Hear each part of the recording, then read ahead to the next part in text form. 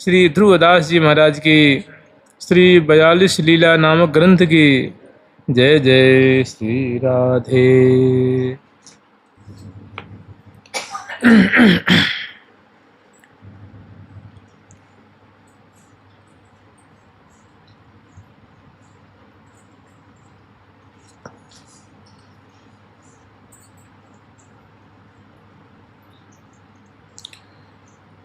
यद्यपि सब गुण भर्यो, यद्यपि सब गुण भर्यो,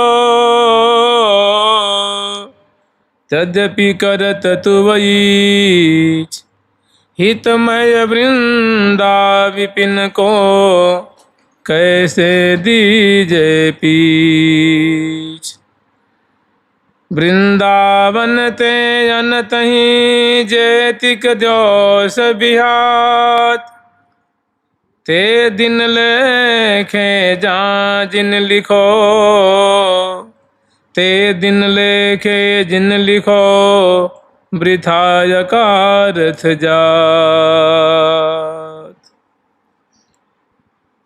वृंदावन की दिव्य महिमा वर्णन करते हुए श्री हित ध्रुवदास जी महाराज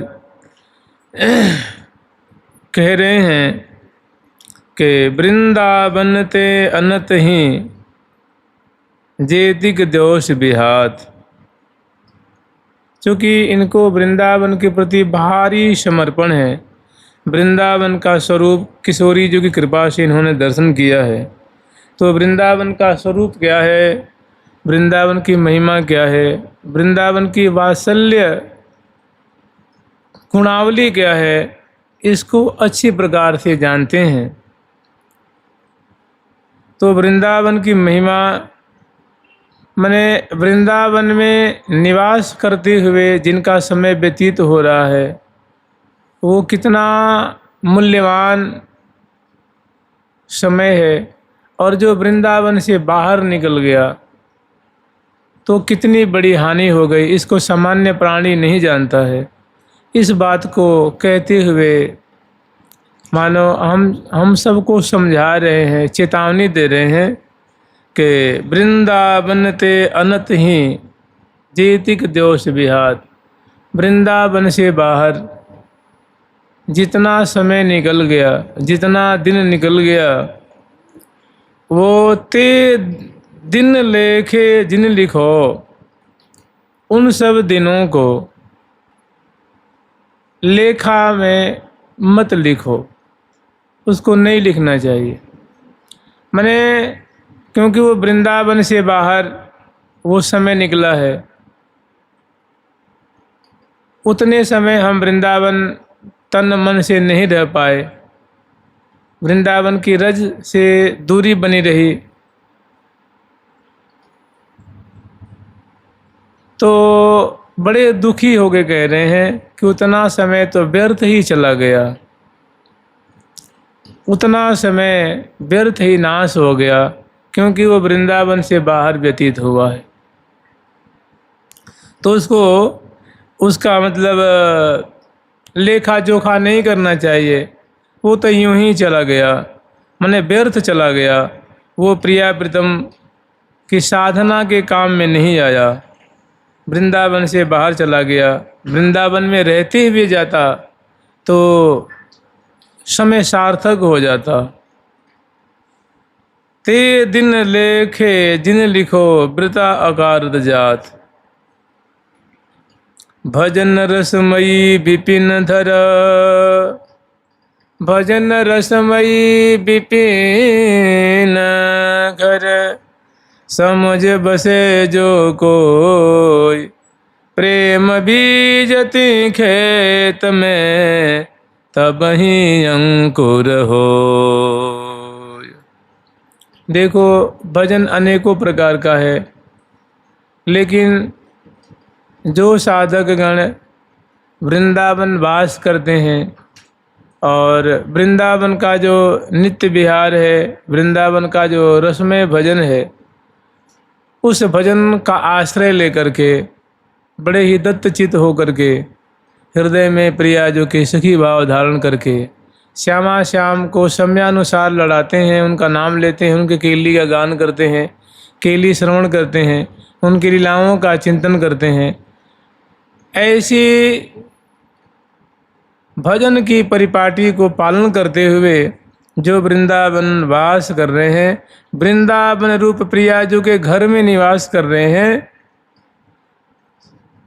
माने इस प्रकार की समझदारी से, बुद्धिमानी से, बड़ी तत्परता से जो वास कर रहे हैं, तो प्रेम बीजती खेत में तबही अंकुर हो। गुरुजनों के शरणागत हो करके रसिकाचार्यों की बताए अनुसार भजन की परिपाटी को पालन करते हुए, अर्थात हृदय देश में सहचरी भाव धारण करके कि हम जुगल प्रिया प्रीतम की सहचरी हैं, कृष्ण प्रिया सखी भावम, कृष्ण की जो प्रिया अर्थात श्री राधा रानी, उनकी हम सहचरी हैं, सखी हैं।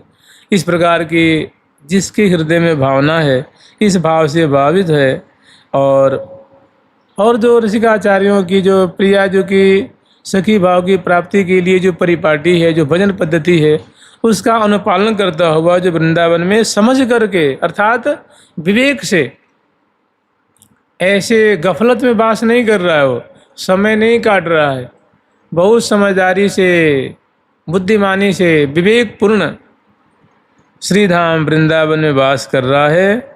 तो ऐसे साधक के हृदय में प्रेम बीजते ही खेत में, तो ऐसे साधक के हृदय रूप खेत में प्रेम रूप बीज अवश्य ही अंकुर होता है। बहुत शीघ्र, बहुत जल्दी उसके हृदय में प्रिया प्रीतम के जो भक्ति की लता है, प्रेम की लता है, रस की लता है, वो लहलहाने लग जाती है। शर्त है कि कोई मनमानी आचरण न करे, स्वेच्छाचारिता न करे, गुरुजनों के बताए अनुसार तत्परता पूर्वक लगा रहे, तो बहुत जल्दी, बहुत शीघ्र उसके हृदय में रसानुभूति होने लग जाती है। प्रिया प्रीतम की केली, प्रिया प्रीतम की छटा, प्रिया प्रीतम की अनुभव, उसको वृंदावन धाम का अनुभव, बड़े बड़े महापुरुषों का, सखी सहचरियों का, मंजरियों का अनुभव, या उनके जो चमत्कार हैं, उनकी कृपा की अनुभूति होने लग जाती है। ऐसा वृंदावन धाम का अद्भुत महिमा है। लेकिन समझ बसे जो कोई, समझ करके वास करेगा तो प्रेम बीजती खेत में तब ही अंकुर हो।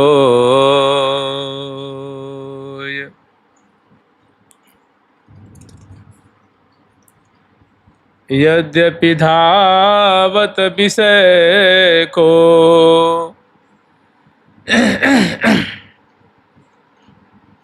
ये वृंदावन की बात है। इसको कई बार हम लोग श्रवण भी किए हुए हैं। एक एमपी के पंडित जी थे, वे वृंदावन से उनको बड़ा प्रेम था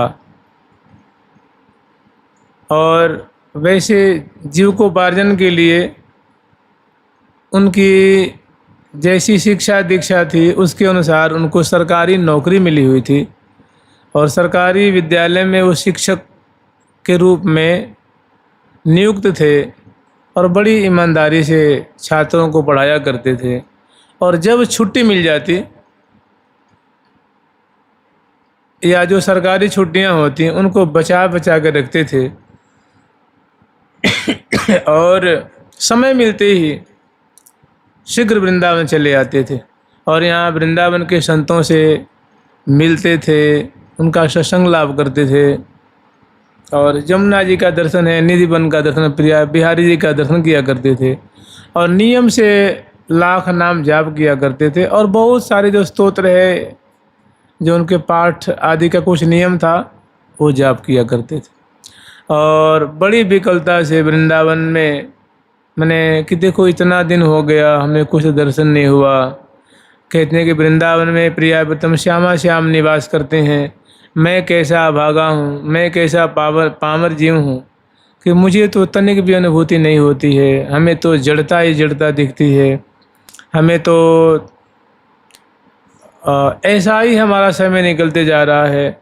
और रोज़ प्रायः अपना नियम पूरा करके सोया करते थे, मैंने सोने से पहले अपना नियम पूरा कर लेते थे ऐसे, क्योंकि उन्होंने हृदय में रसमय भजन का भाव रखा था, दृढ़तापूर्वक तत्परतापूर्वक भजन करते थे और वृंदावन के प्रति उनका प्रेम था। तो जैसे कहते हैं कि निश्चय अंकुर होय, प्रेम बीज ते खेत में निश्चय अंकुर होय। तो प्रायः ये सिलसिला बरसों से चला आ रहा था। एक बार कुछ छुट्टी लेके आए हुए थे, संतों से मिल करके जमुना आदि बिहारी जी का दर्शन करके आए और वो जाड़े का समय था और कोई खास दूरी की बात नहीं है। जो आप लोग देख रहे हैं ना, ये कृष्ण बलराम मंदिर जो बन महाराज जो कॉलेज है, लगभग यहीं की बात है। यहाँ पे एक आश्रम है, उसका नाम है निम्बार्क आश्रम। हमारे श्री निम्बार्काचार्य पाद पीठाधीश्वर श्री श्री जी महाराज जी को सुपुर्द है और उसमें एक बड़े अच्छे महात्मा रहते थे, हमने उनका दर्शन किया था। सन 2002 में उनका शरीर 100 वर्ष पार करके उनका बड़ा भव्य शताब्दी उत्सव मनाया गया था महाराज जी की देख रेख में, और 100 वर्ष से ऊपर के होकर के उन्होंने शरीर को त्यागा और वृंदावन के माने हुए रसिक थे। अपने यहाँ कथा सुनने महाराज जी के आते थे और वाणी ग्रंथों के तो जो श्री स्वामी हितदास जी महाराज, हिताश्रम वाले महाराज जी, उनके लिए कहते थे कि बाबा तो चलते फिरते पुस्तकालय हैं। इतना वाणियों का गंभीर गहन अध्ययन था। तो उनके आश्रम में आके वो पंडित जी रुका करते थे, उनका सत्संग लाभ किया करते थे। तो ऐसे उनका समय निकलता रहा और एक दिन की बात है, जाड़े की रात्रि थी।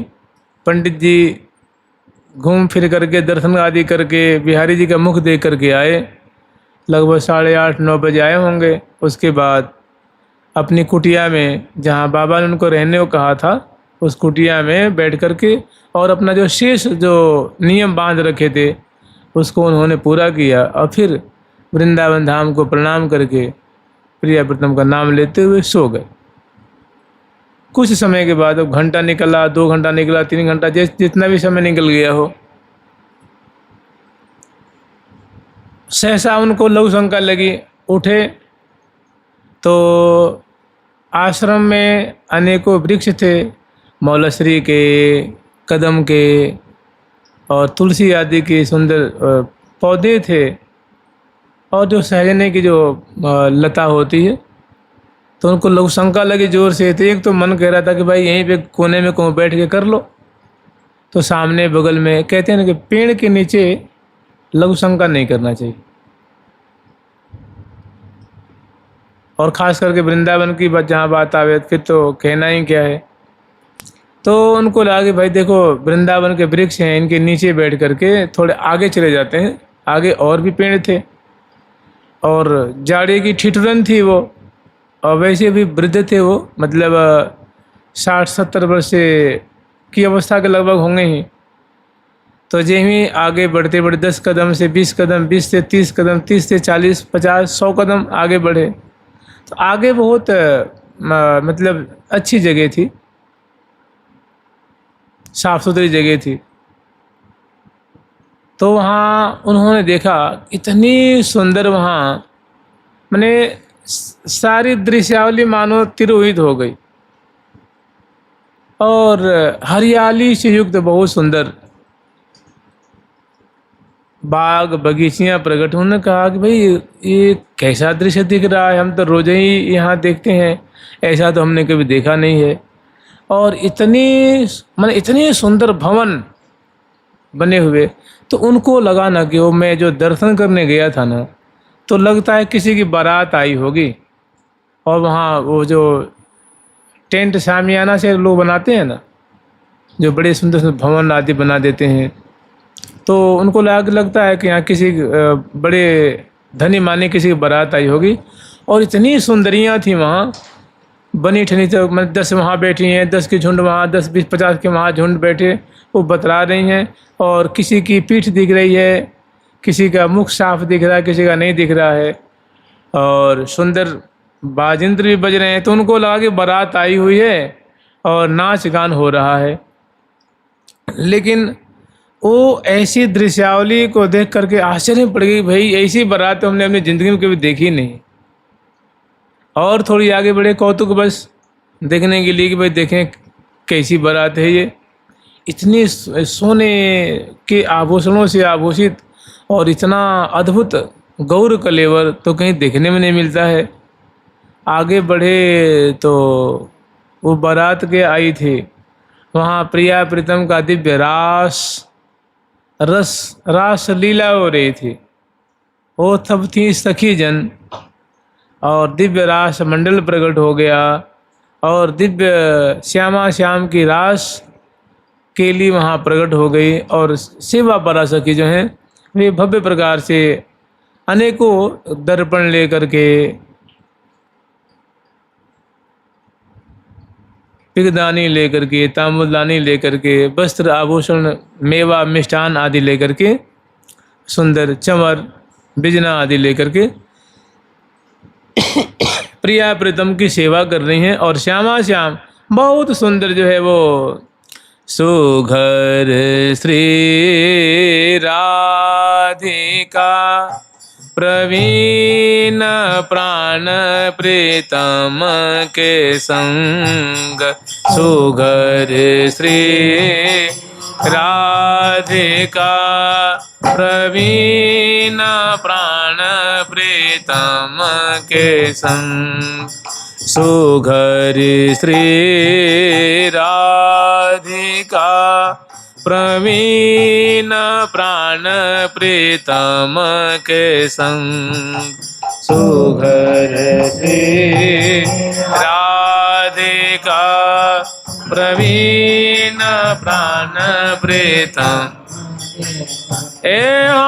उरसी भरी उल्लास रमत, उरसी भरी उल्लास रमत, रुचिर रास रंग,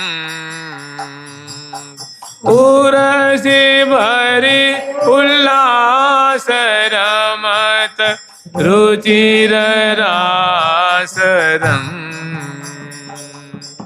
धे धे धे धे धे धे धे लंग, बजत जते मृदंग, धे धे धे धे धे धे लंग, बजत जते मृदंग।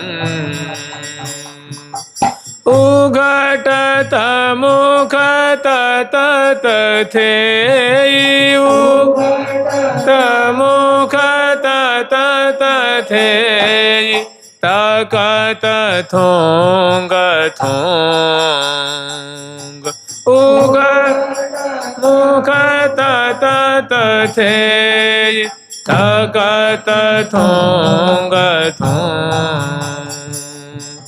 मृदु पद विन्यास विशद विकट गति सुधंग, मृदु पद विन्यास विकट गति सुधंग।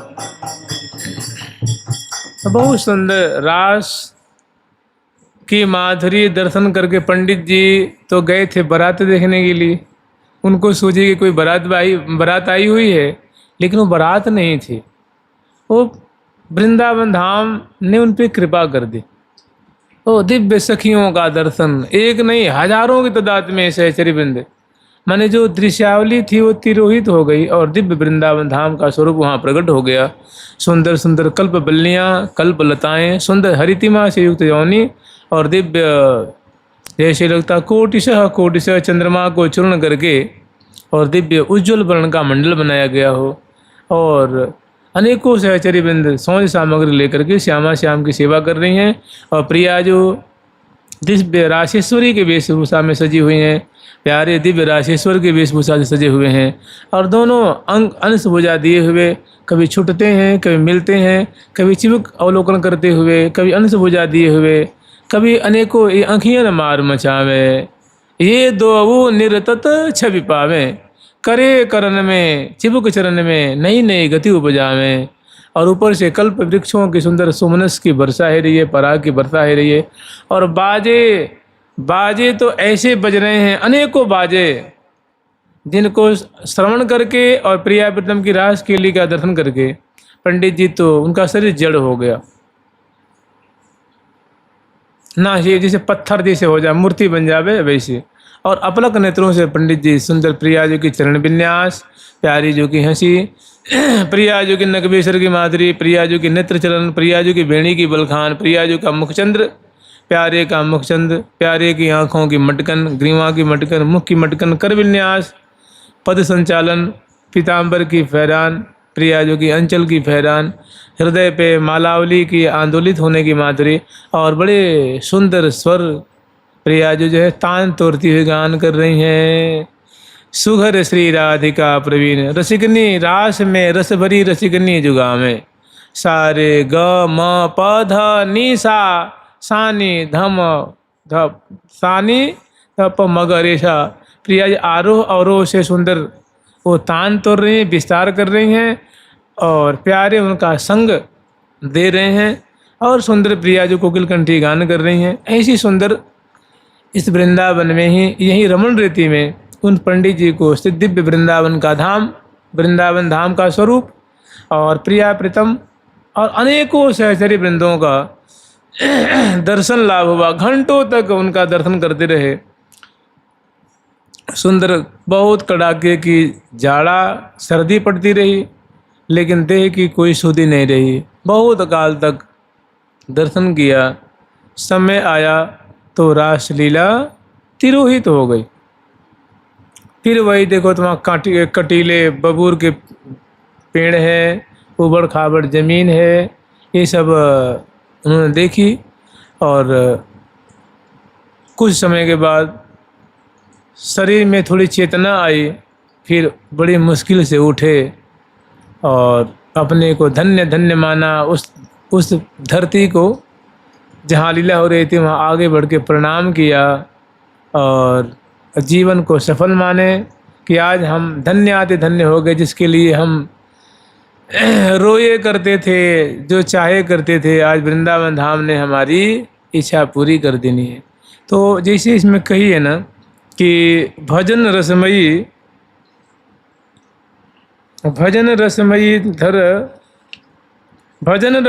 विपिन घर, कहीं धर पाठ आता है, कहीं घर पाठ आता है।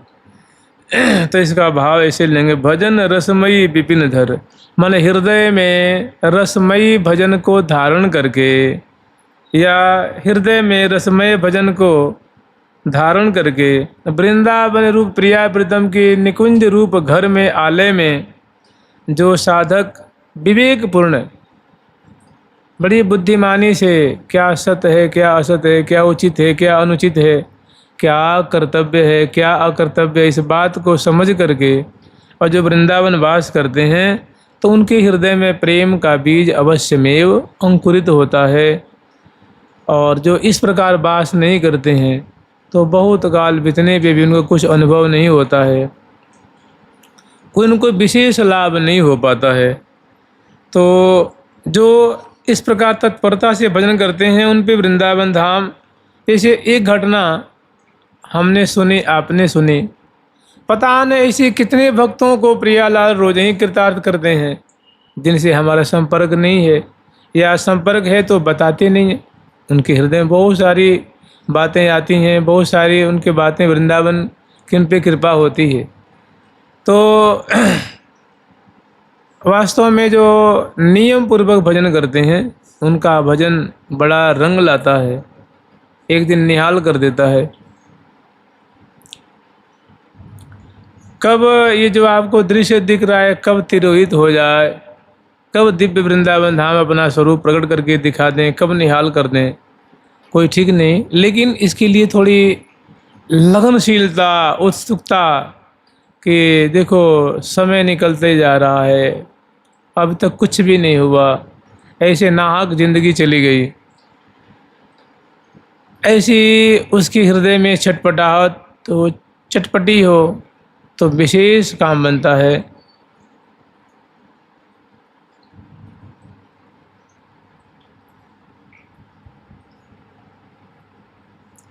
यद्यपि धावत विषय को भजन गहत बीच भजन गहत बीच पान, ऐसे वृंदा विपिन की शरण गई ध्रुवयान।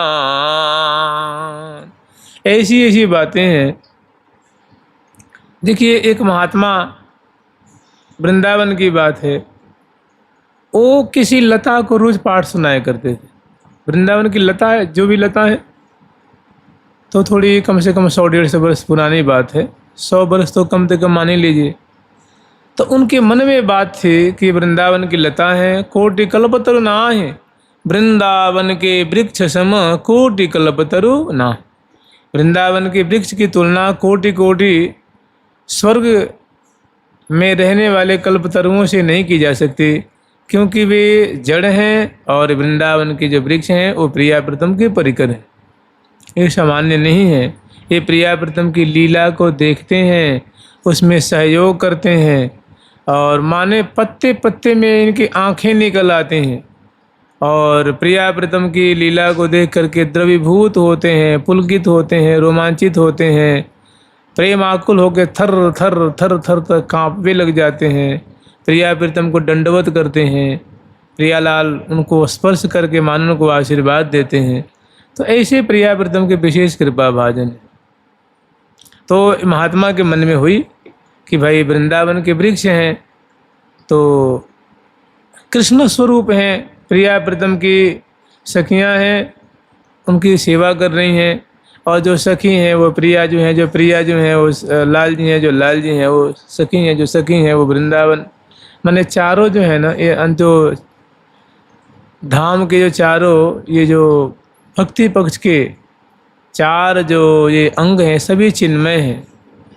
तो उनको इस पे बड़ा विश्वास था, श्रद्धा थी, रोज उस वृक्ष के नीचे बैठ के पाठ सुनाते थे।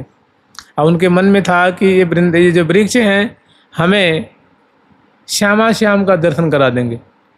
तो वास्तव में बड़ी श्रद्धा से पाठ रोज सुनाते थे।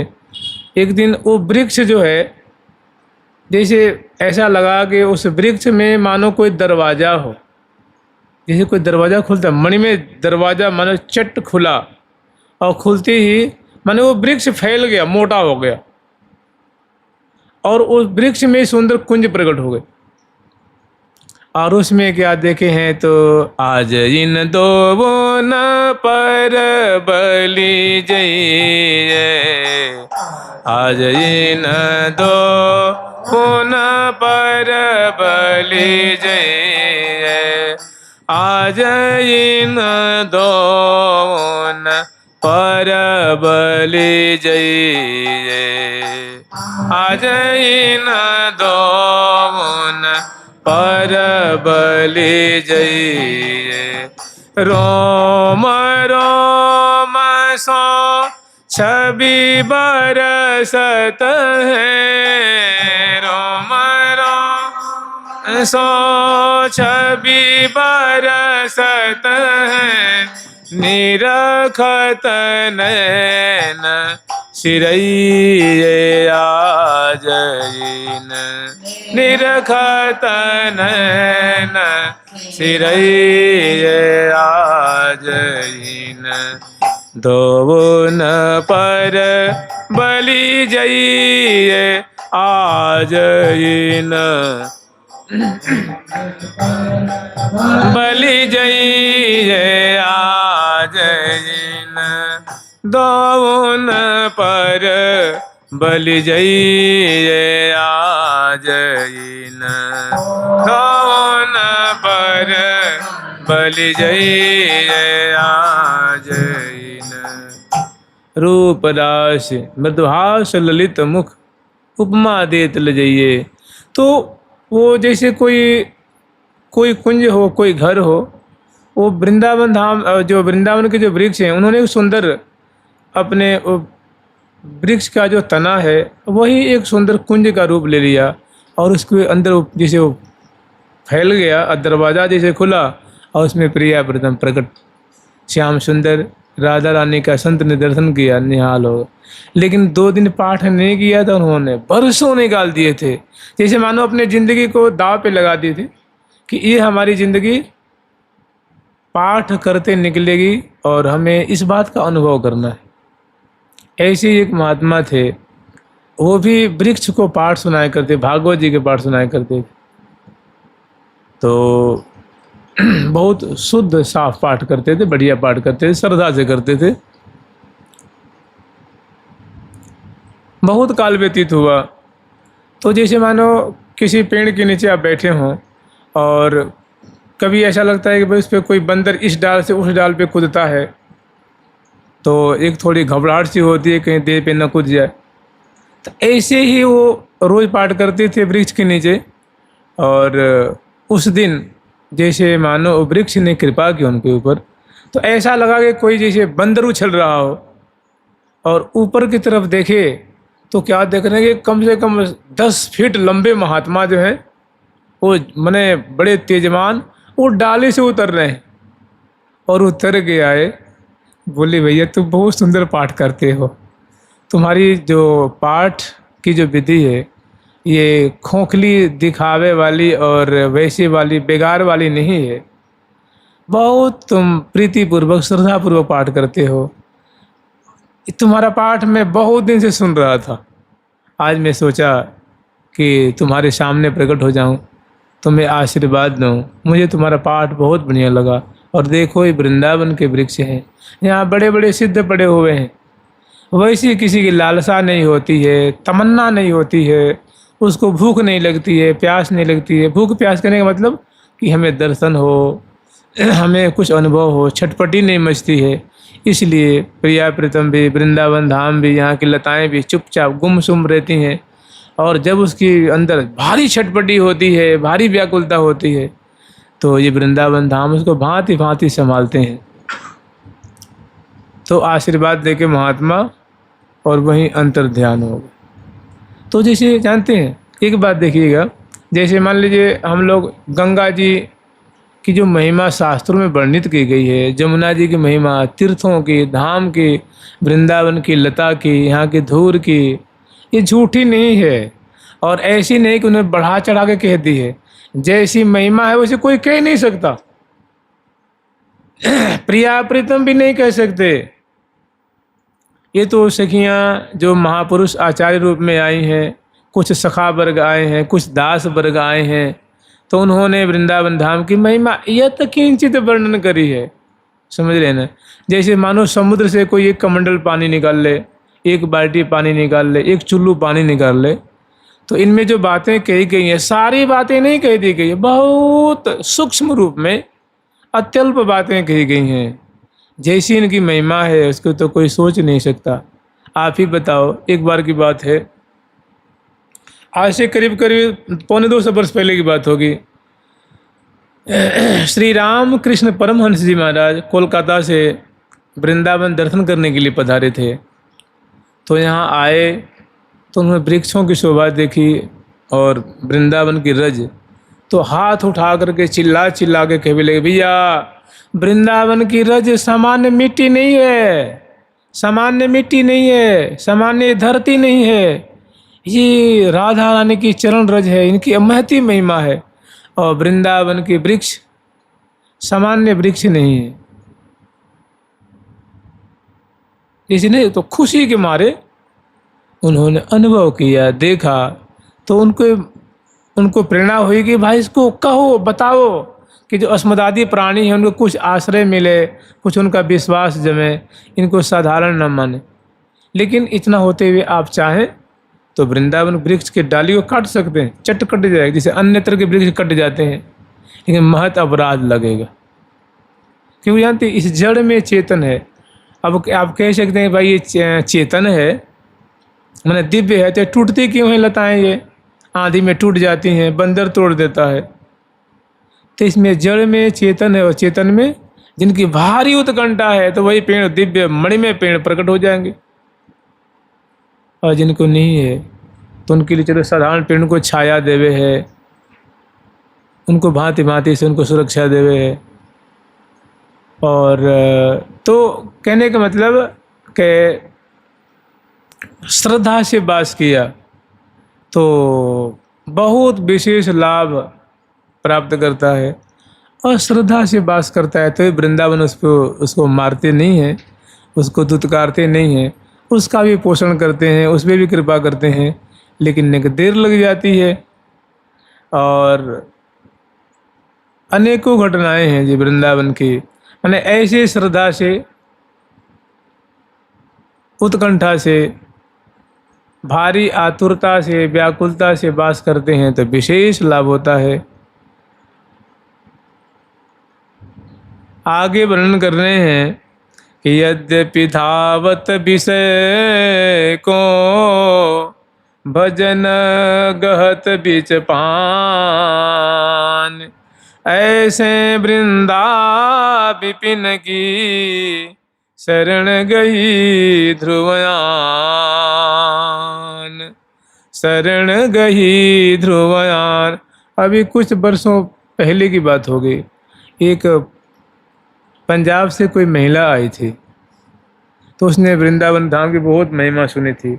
वास्तव में एक बात तो आप लोग लिख के धर लीजिएगा कि जो शास्त्रों में, वाणियों में, ग्रंथों में, या जो हम परंपरा से सुनते आ रहे हैं, जैसे हम लोग जब से आए तब से सुन रहे हैं कि वृंदावन के वृक्ष की मरम न जाने, कहते हैं ना, बच्चा बच्चा गाता है कि वृंदावन के वृक्ष के को मरम न जाने को, डार डार और पात पात में राधे राधे हो। तो ये बात सही है, अब अनुभव में आवे तो और न आवे तो। वृंदावन के वृक्ष सब सदा सनातन जात, चाहे जो बातें जो ठाकुर जी कह रहे हैं अपने सदाशिव भगवान शंकर जी से, ठाकुर जी कह रहे हैं कि हे शंकर जी, अतमे पशव पक्षी खग, यहाँ के पशु, यहाँ के पक्षी, यहाँ के खग मृगा, कीटा नरा मरा, यहाँ के जो कीट हैं, यहाँ के जो नर हैं, नारी हैं, और अमर जो यहाँ के देवता हैं,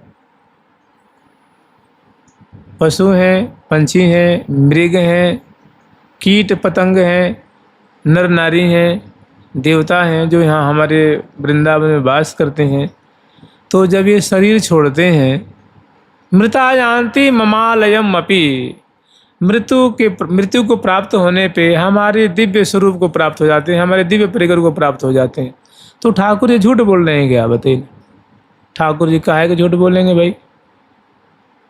उनसे कह रहे हैं अपने परिकर को, सखियों को दिखाए, अपनी लता पताओं को, खग मृग पशु पंछियों को दिखाए, और बोले कि देखो सदाशिव, यहाँ इस मेरे धाम में जो मनुष्य रहते हैं, कीट पतंग रहते हैं, पशु पंछी रहते हैं, कुछ देवता भी रहते हैं।